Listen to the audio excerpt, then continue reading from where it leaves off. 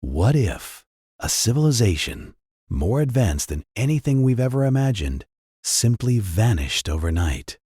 What if the greatest lost city isn't just a story, but a missing piece of our ancient past? For thousands of years, humanity has whispered about a legendary island, a utopian society brimming with wealth, knowledge, and power, swallowed whole by the unforgiving sea. We're talking about Atlantis. This isn't just a dusty old myth. It's a tale that has captivated explorers, historians, and dreamers for centuries, sparking an endless quest to uncover its hidden truth. Was Atlantis a real, bustling civilization that once stood proud against the waves? Or is it merely a cautionary fable, brilliantly crafted by an ancient philosopher? Today, we're diving deep into the heart of this enduring mystery, sifting through the whispers of antiquity and the hard facts of archaeology to truly investigate if the lost city of Atlantis ever existed beyond the realm of imagination. Picture this, an island empire grander than any known civilization, with gleaming cities, sophisticated technology, and a people who lived in harmony with the sea. This is the image that comes to mind when we hear the name Atlantis, a place of almost fantastical progress, where engineers carved intricate canals and architects built structures that defied the limits of their age. The popular belief is that this magnificent society, through some monumental act of fate or divine wrath, was dramatically swallowed by the ocean, disappearing without a trace. This dramatic narrative didn't just pop up out of nowhere. It all starts with one of the most influential thinkers of the ancient world, Plato. His dialogues are the original blueprints for the legend, laying out the entire story in astonishing detail. So, the biggest question on everyone's mind, the one that has driven countless expeditions and fueled endless debates, remains. Was Atlantis a real, historical place? Or just a captivating story designed to teach us a lesson? This question is the very heart of our journey today. To understand Atlantis, we must go straight to the source, to the man who first put pen to parchment about this incredible place, Plato. He wasn't just some storyteller. He was a serious philosopher, student of Socrates, and teacher of Aristotle. His writings, specifically two dialogues called Timaeus and Critias, are the only ancient texts that mention Atlantis. And Plato didn't just drop a casual mention. He gave us a full-blown historical account, or at least presented it as such. According to Plato, the story of Atlantis was passed down through generations, reaching him via his ancestor Solon, a famous Athenian statesman who heard it from Egyptian priests. These priests claimed the tale dated back to a time far, far older than anything the Greeks knew. Plato places Atlantis' existence roughly 9,000 years before his own time, which would be around 9,600 BCE. That's a staggering stretch of history, pushing Atlantis back into a period we now call the Late Stone Age, long before any known advanced civilization like the Sumerians or Egyptians ever existed. Now, let's talk about Plato's description of this civilization. It's absolutely mesmerizing. He paints a picture of a society that was incredibly advanced for its supposed time. Imagine a city built on concentric rings of land and water, connected by navigable channels, with bridges and tunnels crisscrossing everywhere. The Atlanteans, he says, possessed astonishing engineering capabilities. They could mine unique metals, like the shimmering orichalcum, which they used to adorn their temples and palaces, making the whole city glow with a fiery light. Their canal systems were not just for beauty. They were intricate networks for transport and irrigation. feeding vast, fertile plains. Their societal structure was highly organized, ruled by 10 kings who were descendants of Poseidon, the god of the sea. These kings governed with a sense of divine justice and wisdom, maintaining an orderly and prosperous kingdom. They lived lives of immense wealth, luxury, and spiritual enlightenment. The city itself was a marvel, with massive docks, bustling markets, and temples dedicated to Poseidon. Everything about it screamed power, sophistication, and an almost unbelievable level of comfort and grandeur. But Atlantis wasn't just a pretty face. It was a formidable global player. Plato describes it as controlling a vast empire, dominating islands and parts of continents beyond the Pillars of Hercules, which we now know as the Strait of Gibraltar. They were a military powerhouse, their fleets capable of projecting power far and wide. The ultimate showdown, according to Plato, came when the Atlanteans, driven by ambition, decided to conquer Athens and the rest of the known world. This brings us to Atlantis' downfall. Despite their initial virtuous nature, Plato tells us that the Atlanteans gradually succumbed to hubris, a dangerous pride and moral decay.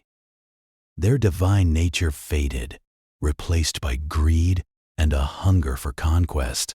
The gods, specifically Zeus, grew angry. To punish them for their corruption and their imperialistic ambitions, a cataclysmic event struck.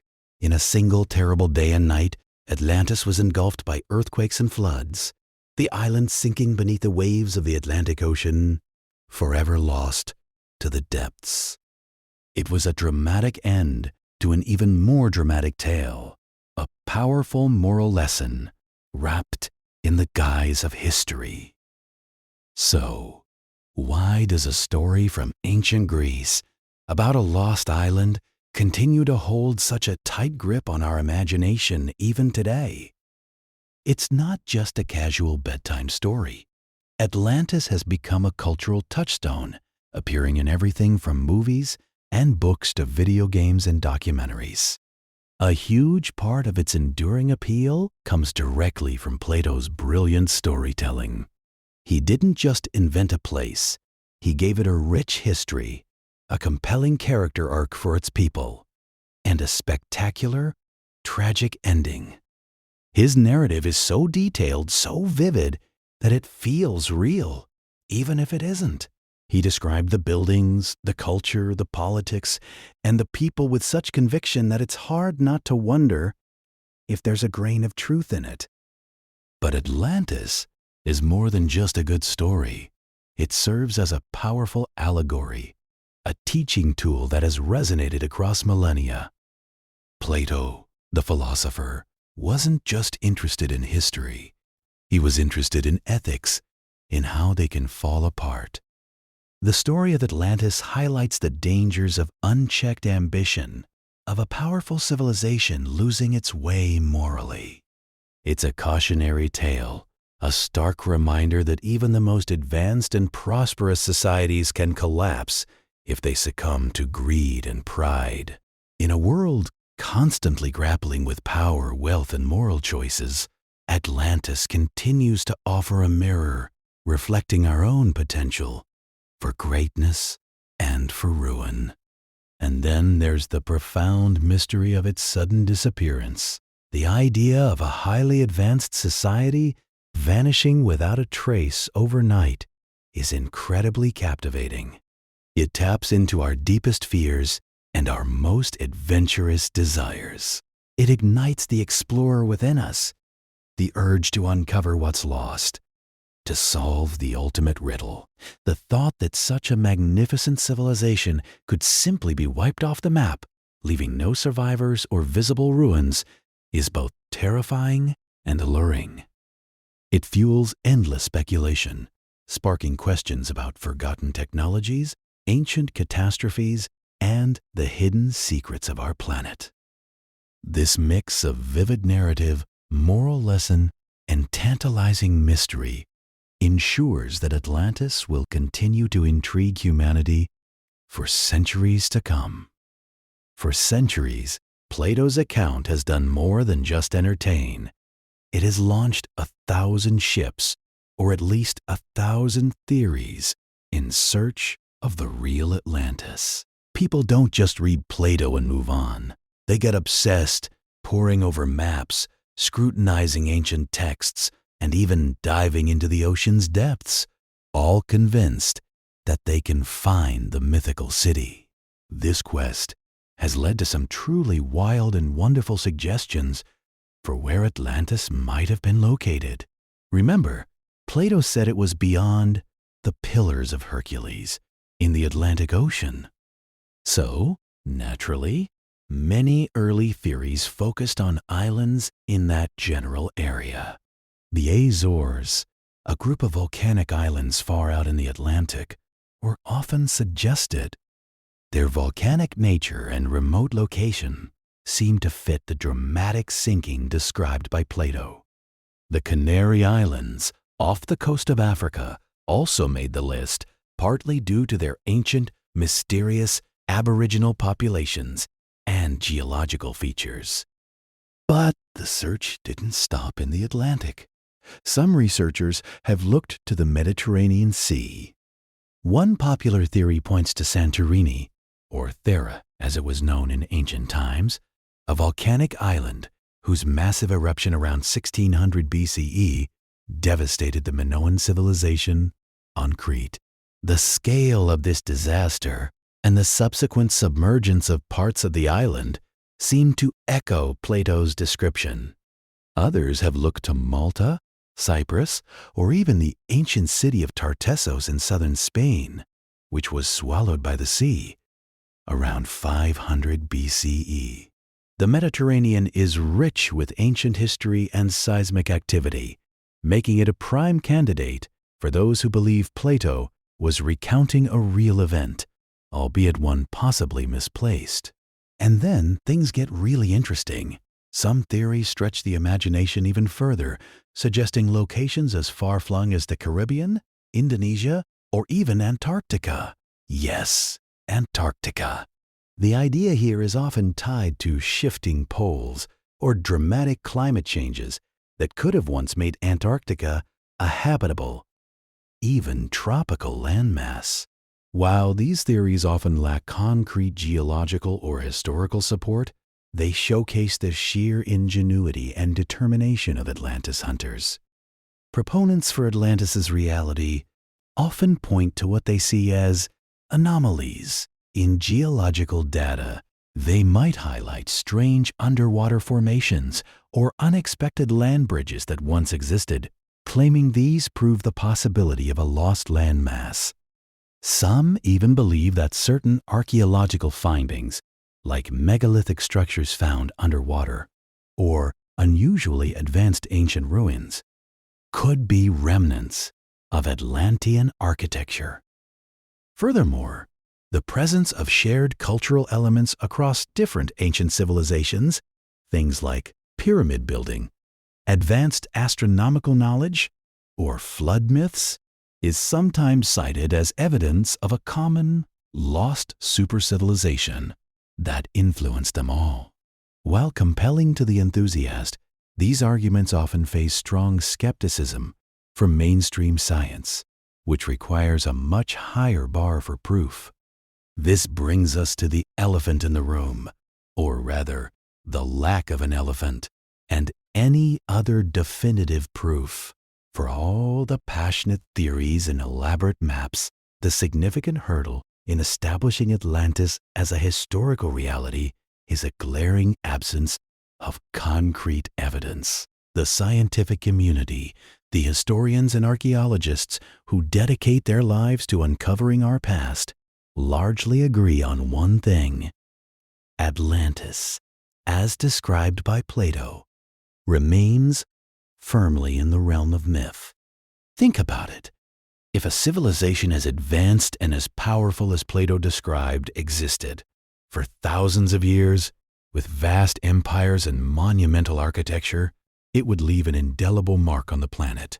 Yet, Despite countless searches, despite the advancements in sonar technology, deep-sea exploration, and archaeological techniques, no definitive archaeological discoveries have ever been made. There are no sunken cities with glowing orichalcum, no Atlantean artifacts, no distinctive ruins that scream, "Plato was right." The ocean floor is vast, yes, but anything of that scale would eventually surface, either literally or through scientific detection. Furthermore, and this is a crucial point, there are no independent written records of Atlantis outside of Plato's two dialogues. None.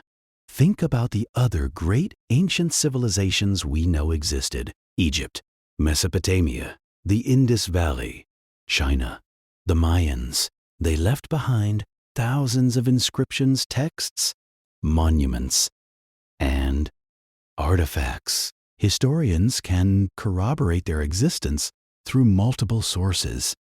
Atlantis has only one source: Plato. And as powerful a writer as he was, relying solely on one ancient philosopher's account, especially when he was prone to using allegories, is simply not enough for historical validation.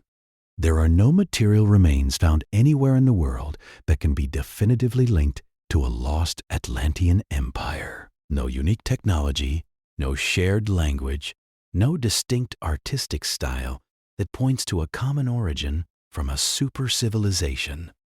If Atlantis controlled an empire beyond the Pillars of Hercules, as Plato stated, you'd expect to find some evidence of their cultural or technological influence in ancient Spain, North Africa, or across the Atlantic, but nothing of the sort has ever been unequivocally discovered. This glaring lack of evidence leads scholars to a very different interpretation of Plato's descriptions. Many believe that his detailed accounts are not meant to be taken as literal history. Instead, they are interpreted as metaphorical.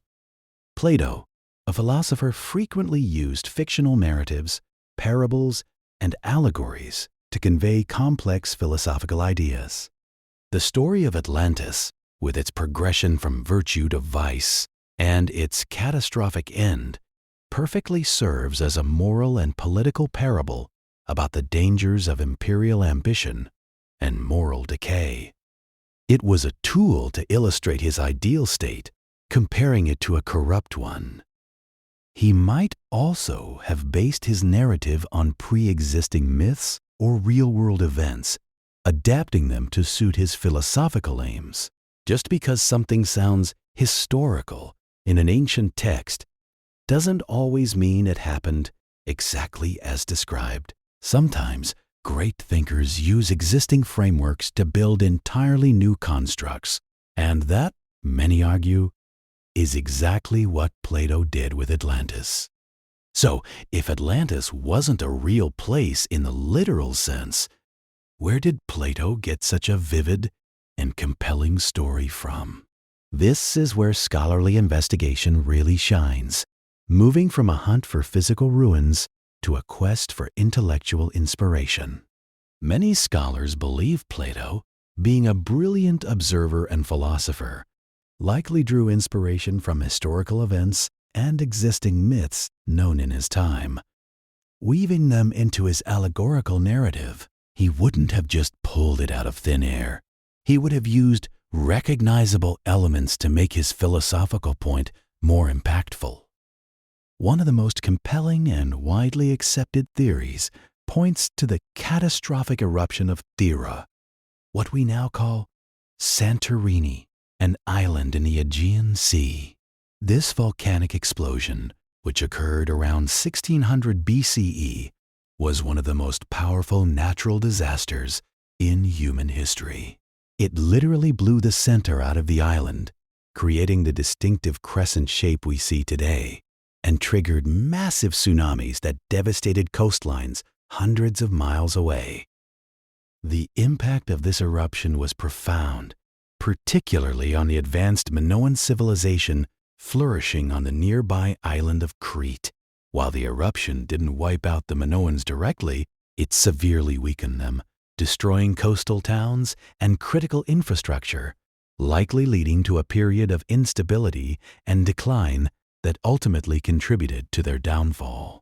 The echoes of this cataclysm, an island destroyed by fire and water, a powerful civilization brought to its knees, bear an uncanny resemblance to Plato's description of Atlantis' demise.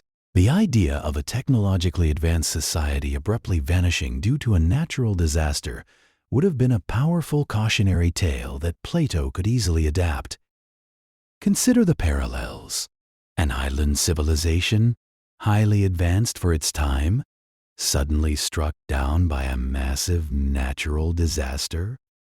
While Thera isn't beyond the Pillars of Hercules, and the timeline is closer to 1,000 years before Plato's time rather than 9,000, it's plausible that this real historical event, perhaps embellished and exaggerated through centuries of oral tradition, could have reached Plato's ears. He then could have creatively repurposed it, adjusting the details and timeline to fit his narrative's purpose. This scholarly perspective doesn't diminish the story of Atlantis, it reframes it. Instead of a failed archaeological quest, it becomes a fascinating window into Plato's mind and the intellectual landscape of ancient Greece. It shows how even the most fantastical myths can have roots in real-world events, transformed by human imagination and philosophical intent. Plato wasn't trying to trick anyone. He was using a compelling, dramatic story to teach profound truths about human nature, power, and the fragility of even the greatest civilizations. He was, in essence, crafting a highly effective piece of philosophical fiction, drawing on history's dramatic moments to make his points resonate. So, after sifting through the legends, the geographical theories, and the hard scientific scrutiny, where does that leave us with Atlantis? The allure, the tantalizing whisper of a lost golden age beneath the waves continues to persist. It's a story that's just too good to let go of, deeply ingrained in our collective imagination. But when we look at the evidence, or rather, the overwhelming lack of it, the scientific consensus is quite firm. Atlantis, as described by Plato, is a mythological construct. It's a brilliant work of fiction, a philosophical allegory, not a historical reality waiting to be discovered. We've searched the ocean floor, analyzed geological data, and pored over countless ancient texts. But the conclusive physical evidence, the undeniable archaeological discoveries, the independent corroborating records, the material remains of an advanced civilization from 9,600 BCE simply doesn't exist. Without this concrete proof, Atlantis remains a dream, a fascinating what if, rather than a confirmed what was. Yet, the story's lasting impact is undeniable. It serves as a powerful reminder of the fragility of civilizations, a stark warning that even the most advanced and powerful societies can crumble, either by the hand of nature or by their own moral failings. It speaks to our fascination with the unknown, our desire to uncover hidden truths, and our enduring hope that there are still grand mysteries waiting just beyond the horizon. More than anything, Atlantis illustrates the enduring power of myth to shape human understanding, to convey profound lessons, and to inspire wonder, even if the city itself exists only in the realm of stories. If you found this historical investigation intriguing, make sure to check out our other deep dives into ancient mysteries right here